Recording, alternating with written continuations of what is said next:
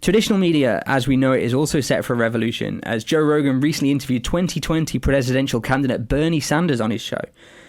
Now, this is something of a left field move, as Rogan has come under fire a lot recently for having a far-right fan base and platforming far-right attitudes and stuff. Something that I think regular listeners to his show will know is largely untrue. Like, I get it, and I've seen his fans, but I don't think he does promote right-wing attitudes. Bernie Sanders relished at the opportunity, saying that he normally gets a maximum of 12 minutes to present everything he stands for, which causes obviously very reductive presentations and now gives those of us who don't live in the US or understand or follow that kind of campaigning a lot more context. It's clearly just an overblown episode of Politics Got Talent and just completely explains why we ended up with Donald Trump leading the free world. The interview was great. Joe asked plenty of down-to-earth questions, reflecting the man of the people role, asking about socialism, healthcare, education, taxes, and of course, marijuana laws. And Sanders, in his replies, was very quick to explain both his personal beliefs and his political stance and intentions in an understandable and accessible way. Like, it wasn't easy listening, but like I think anyone could have listened to it and kind of got what he was saying, and that can only do Bernie Sanders favors in his election campaigning, surely. For me, one of Joe's best questions was, right, say you win the election, you become the president, what do you do? And this gave Sanders a chance to lay out really clearly his presidential intentions, what he can and can't do, and the effects it would have on the country. Like he said, I would love to do this, but it's just not possible. Or we'd like to do this, and to do it, we'd need everyone to rally round, and we'd need the favour of the House, and all the things that I don't really understand about the politics in the US. But he explained it really clearly. And it was refreshing to hear a politician not only speaking in a down-to-earth, normal way, but also have a bold and curious interviewer asking questions that we want to hear. I can't help but think of the stupid journalist who asked Theresa May what the naughtiest thing she ever did was. I mean, Jesus Christ. It's also under these situations, these, not rigorous debates or staged interviews, but like a sit-down, extended chat. He was on for an hour.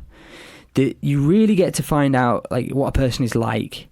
And we found out what a real human being Bernie Sanders actually is, rather than some kind of socialist Stalin bot like he's painted to be. And it makes me wonder how other politicians would stand up to such a human experience. Like, it's almost extra pressure in that way to be normal, I wasn't the only one who was curious and impressed. YouTuber Casey Neistat, he tweeted saying that he'd listened to the podcast and really liked it, and that he hoped Rogan would interview all of the 2020 presidential candidates. Like, this sounds like a fantastic idea, but more importantly, this changes the way that we do both the news and traditional media broadcasting.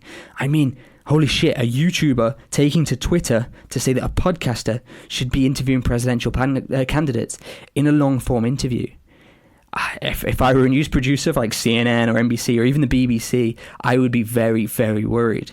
How do you compete with a YouTuber with a fan base of 2 million Twitter followers and a podcaster with Joe Rogan's got 5 million Twitter followers, and between them they've got 17 million subscribers on YouTube? Like, doing an in-depth and high-quality interview with a fucking presidential candidate, like, the news channels just can't do that. And these guys are reaching real audiences. Joe, like I say, Joe's got like 5 million Twitter followers. He's got audiences. And it's just a relevant and fresh format. And they're doing it for free. I mean, I paid nothing to listen to that podcast with Bernie Sanders. Okay, I had to skip about 10 minutes of sponsorship announcements, but I didn't pay anything, The short form vlogging and the independent podcasting formats that are like kind of longer and extended, and like Joe Rogan talks about it a lot. But they're really starting to come into their own. They're not under studios. They can literally do and broadcast what they want. And it's beyond fun and games and cats now, and it's moving into effective storytelling and content that can have real world impact. Like, I think this has been going on for a while now, and people traditional media, it seems, just aren't paying attention. And the news outlets, they need to hurry the fuck up or get left behind. Like, some of them start, they put in, all the news now has like a Twitter ticker on the bottom of the news, but that doesn't, they're not getting the format. They're not reaching the people in the same way. maybe we'll get Donald Trump on the Joe Rogan podcast. Like, let's see how he fares in a 1 to 2 hour one-on-one interview. Like, can he remain human, or I don't know. It'd be interesting. It'd definitely be interesting to kind of get a bit of a feel for the guy behind the way he's reported on.